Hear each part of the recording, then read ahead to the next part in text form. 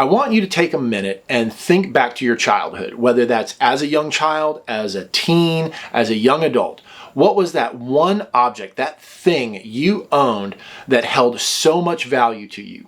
Not necessarily monetarily, but it held a lot of memories, whether that's a stuffed animal, a toy, a bike, something like that. You would give anything to hold that object one more time just to remind you about all those memories you made with it. Well, today I have one of those objects that means a lot to me. It holds a lot of memories, and I am very excited to get to share some of the stories that I made with it with you.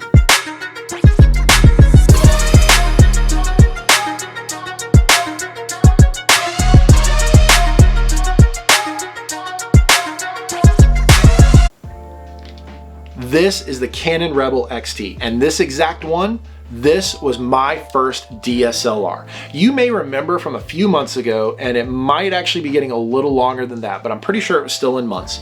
I did an unboxing of my very first digital camera, and that was a Kodak EasyShare point and shoot. But this is what took my photography to the next level.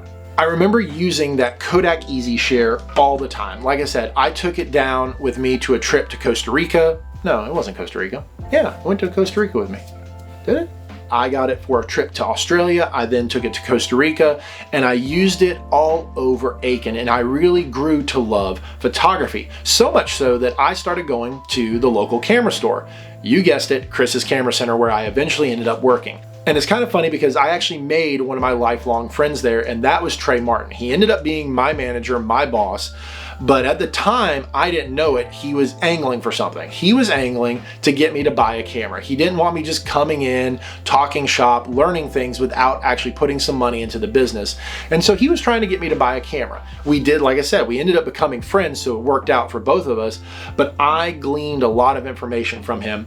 And he is actually why I went Canon. At the time, you had all sorts of choices. You had Canon, you had Nikon, you had Olympus. Fuji was kind of in there. Sony was trying, but they were really, really bad at the time. And because Trey shot Canon and he loved Canon and he had some reasons that he shared with me, that's why I went with Canon. So he pushed me that direction, and I am so very grateful for that. But anyways, let's get back to talking about this. This camera I took to Italy. It was the first big trip that this took. I took it all over the Southeast. It's been to North Carolina. It's been to the beaches of South Carolina, down into Florida, a little bit over Georgia, a little bit of the mountains of North Carolina and Tennessee. It has just been all over.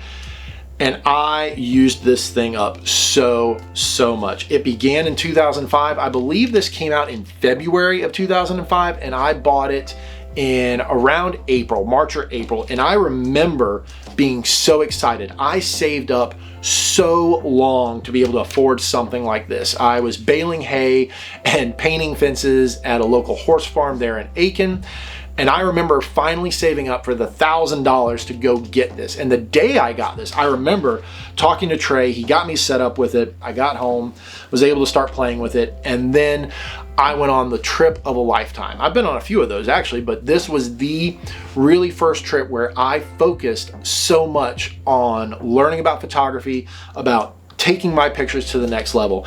And on that trip, I'll go ahead and admit it, I feel like I took what we would call today bangers. I took some awesome photos, and it's a lot of fun to look back at those photos from Italy and see how my style has stayed the same certain ways.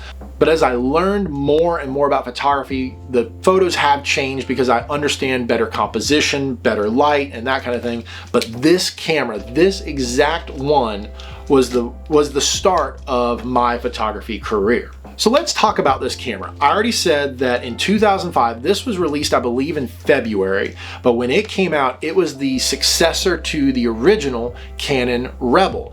And it was $1,000 for this exact setup here. That came with the 18-55 kit lens. If you didn't want the kit lens, you could get it for $900 body only and a battery and the charger.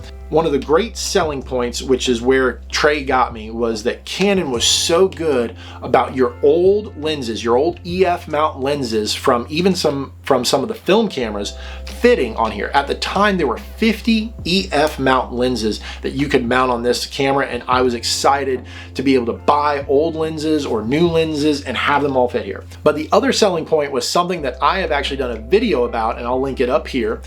And I got caught up in megapixels. Like I said, my Kodak EasyShare was 3.2 megapixels, something like that.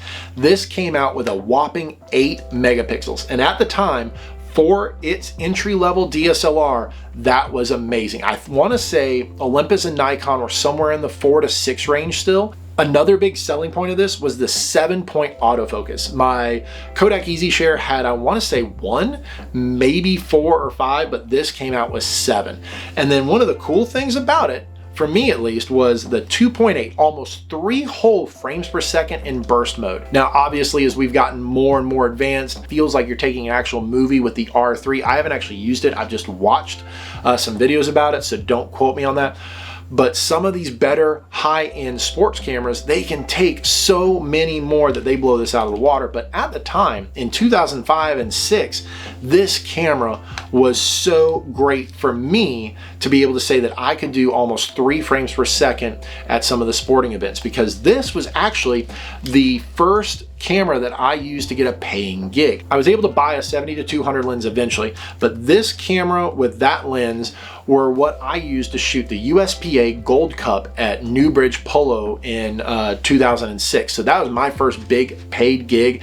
I had a blast with that, and this camera was what got me that gig. And let's talk about a few more features. The 1.8-inch screen on the back at the time, it was amazing. The pictures looked crystal clear at the time. And then the ISO went up to 1600. You heard that right, 1,600, not 64,000, not 128,000, whatever some of these newer cameras are doing, 1600. But that was still light years ahead of what my little Kodak EasyShare could do without its flash. And I thought that this one's low light performance was amazing. And one of the things that I loved about this compared to my point and shoot is this dial right here that you can kind of see. On this dial, you have full auto in the green box. You have portrait mode, landscape mode, macro mode, you have sport mode, night mode, and no flash. And those are great because those helped me learn what settings I should use in different instances. I was able to put it on portrait mode and take somebody's picture and look at that little screen and see what did the camera decide to do as far as the shutter and the aperture. And that came in really handy later when I decided to go up here and switch over to TV mode and then AV mode and eventually full-on manual mode. I've never really played with the P or the A depth. That might be, something that I shouldn't admit, but I love manual, AV, and TV. TV, for those of you that don't know, is time value. That's your shutter. You're adjusting the shutter, the camera adjusts the aperture. AV is aperture mode, and that is where you are opening the size of the hole in your lens, and then the camera chooses the shutter mode. And manual mode, you guessed it, it is full manual. You set the ISO, you set the aperture, you set the shutter to get the shot you're looking for.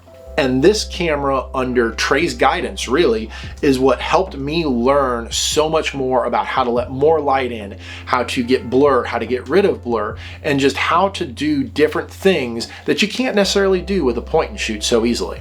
So what happened to the XT? Well, like any technology, even today, new technology was developed and came out. In 2006, the XTI came out. I did not go for the XTI. I had some friends go for, I believe it was a 10.1 megapixel camera. I waited until 2007 when the 40D was released, and I decided to upgrade from my entry-level DSLR to a more intermediate DSLR. And at the time, my friend John Engel was looking to upgrade his camera, and I needed some extra cash to help make up the difference between what I had and what I needed.